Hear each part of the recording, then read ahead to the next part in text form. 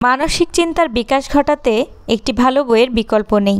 আজকে যে বইটি নিয়ে কথা বলবো, বইটির নাম তেত্তোচান, জানালার ধারের ছোট্ট মেয়েটি, লেখিকা তেৎসুকো কুরোয়ানাগি। আমি প্রথমেই আটকে গিয়েছি উৎসর্গে লেখা যেসব হারিয়ে যাওয়া বন্ধু এবং শিক্ষকরা আমার শৈশবকে রঙিন করে তুলেছিল। ছোট্ট দুটি লাইন কিন্তু আমাকে ভাবতে বাধ্য করেছে। এই দুটি লাইন পড়ে বুঝতে পেরেছি যে একটা শিশুর শৈশবকে রঙিন করে তুলতে তার বন্ধু এবং শিক্ষকরা ঠিক কতটা গুরুত্বপূর্ণ ভূমিকা পালন করে। এই বইটি পড়ার জন্য এই দুটি লাইন আমাকে খুবই প্রভাবিত করেছে। যারা যশোরে আছেন তারা এই বইটি পেয়ে যাবেন বুক ক্যাফে যশোরে। এছাড়াও বিভিন্ন অনলাইন প্ল্যাটফর্ম থেকে আপনারা বইটি অর্ডার করে পড়তে পারেন। বইটি পড়ার ইচ্ছা ছিল অনেক দিন ধরেই, কিন্তু সুযোগ আসছিল না। সেদিন বুক ক্যাফে যশোরে গিয়ে হঠাৎ করেই বইটি আমার নজরে আসে এবং এর ছোট যে উৎসর্গের দুটি লাইন, ভূমিকা, এগুলো পড়ে আমার বইটি পড়ার আগ্রহ আরও বেড়ে যায়।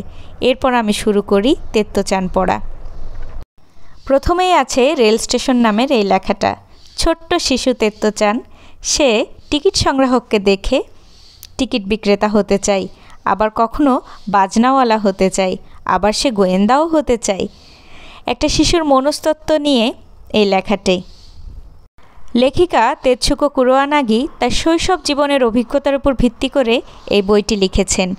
এটি শুধু শিশুর গল্প নয়, বরং শিক্ষার নতুন দিগন্ত, শিশুর মনস্তত্ত্বের সূক্ষ্মরূপ আর এক নিঃস্বার্থ শিক্ষকের মানবিক দৃষ্টিভঙ্গির কাব্যিক চিত্র ফুটে উঠেছে। তেত্তোচান একটি কৌতূহলী ও চঞ্চল ছোট্ট মেয়ে, যাকে তার স্কুল থেকে বের করে দেওয়া হয়। পরে সে ভর্তি হয় এক অদ্ভুত কিন্তু একটা অসাধারণ স্কুলে, তেমোই গাকুয়েন, যেখানে শিক্ষা ব্যবস্থা ছিল সম্পূর্ণ নতুন ও মুক্ত চিন্তাধারার উপর ভিত্তি করে। স্কুলের প্রধান শিক্ষক ছিলেন কোবায়াশি স্যার, যিনি প্রতিটি শিশুকে ভালোবেসে তার নিজের মতো করে বিকশিত হতে দিতেন। এই বইয়ের মাধ্যমে বোঝানো হয়েছে শিশুদের মধ্যে আগ্রহ, ভালোবাসা ও স্বাধীনতা দিলে তারা নিজেদের স্বভাবে, সৃষ্টিশীলতায় ও জ্ঞানে বিকশিত হয়। তেত্তোচানের চোখে আমরা দেখি কিভাবে শিক্ষা হতে পারে আনন্দের, কিভাবে একজন শিক্ষক হয়ে উঠতে পারে শিক্ষার্থীর বন্ধু। তেত্তোচান আমাদের দেশের শিক্ষা ব্যবস্থার জন্য একটা বড় বার্তা বহন করে। এই বই আমাদের শেখায় শুধু বইয়ের মধ্যে শিশুদের আটকে রাখলে চলবে না, তাদের অনুভব, ভালোবাসা ও সৃষ্টিশীলতা প্রকাশ করার সুযোগ দিতে হবে।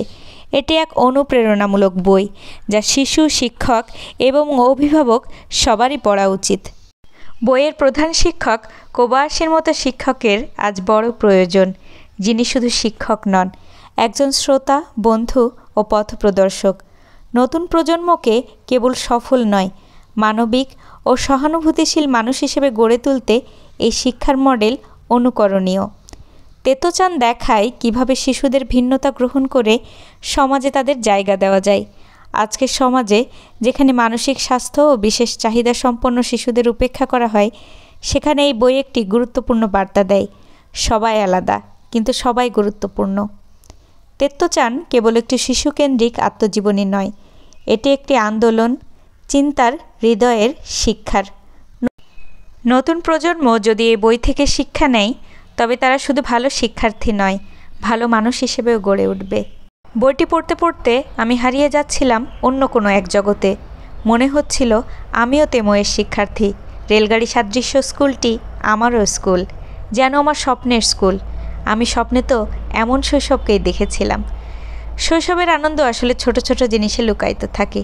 বইটি আমাদের কাছে এক দারুণ টিকিট, যা নিয়ে যাবে শৈশবের দারুণ এক ভ্রমণে।